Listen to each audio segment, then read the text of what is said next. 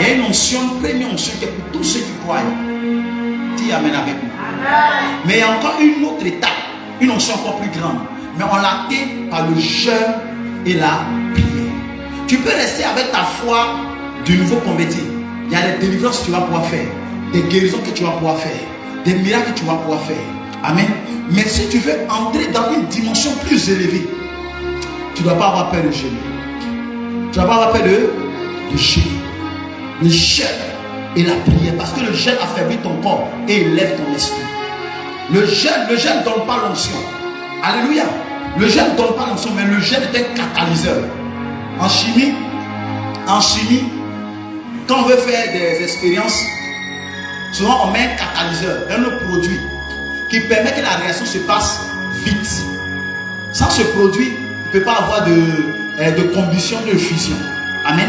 Alors, le jeûne ne donne pas l'onction, mais le jeûne est un catalyseur.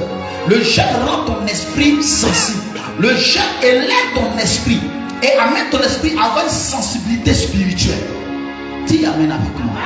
Avant, je croyais que le jeûne donnait l'onction. Mais un jour, le Saint-Esprit m'a enseigné, pas dit non. Si le jeûne donne l'onction, c'est que c'est comme un crédit. Mais c'est une grâce. L'onction est une grâce. L'onction est une quoi? Est une grâce. C'est pas parce que tu jeûnes que tu es au point. Non. Mais le jeûne rend ton esprit favorable à pouvoir opérer dans le règne spirituel. Amen, amen. Non, le jeûne ne donne pas l'onction, mais il est un catalyseur. Parce que les dons spirituels que nous avons, nous ne l'avons pas acheté. C'est simplement une grâce.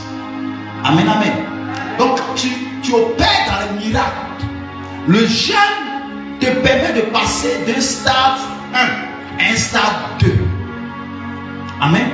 À une autre manifestation de la puissance de Dieu. Gloire à Jésus-Christ. Donc, si tu ne sais pas jeûner pour élever ton esprit, pour faire quoi? Pour élever ton Dieu tout puissant. Regardez, on peut dire que j'ai un Dieu rempli tous ces lieux. Je vais prendre un exemple. Amen. C'est comme si tout l'endroit qui est là. On va appeler ça exemple. On va appeler ça comment? Dieu. Amen. Et nous, là où nous sommes assis, c'est notre position. Pour qu'on puisse avoir plus de territoire, il faut que d'abord on se lève, qu'on commence à marcher. Et là où on marche, on dit que c'est notre territoire. Amen. Et c'est comme ça. Le jeûne permet de t'étendre dans la présence de Dieu.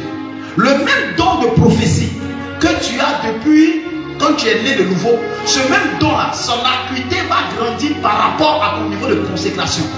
Plus tu te consacres, plus tu comprends des mystères. Alléluia. Plus tu jeûnes, plus tu pries, tu fais quoi? Tu comprends des mystères.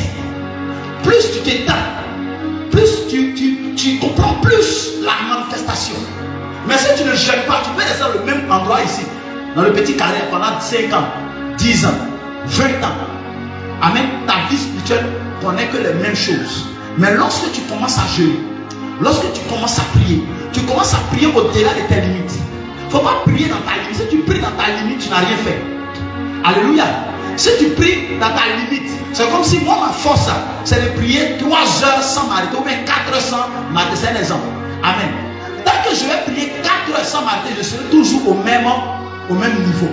Mais lorsque j'ai commencé à prier 6 heures sans m'arrêter, 7 heures sans m'arrêter, si tu commences à 7 heures, c'est à 14 heures que tu t'arrêtes. Les 14 plateaux, jusqu'à un moment tu commences à prier, tu attends 10 heures, tu attends 12 heures, pendant que ton temps de prière, ton temps de jeûne s'élargit spirituellement, ton autorité s'élargit. Dis amen, amen. Alléluia. Donc le jeûne et la prière permet de déclencher l'armée de Dieu. Parce que ça nous rend sensibles à la puissance de Dieu. Prenons Luc 4.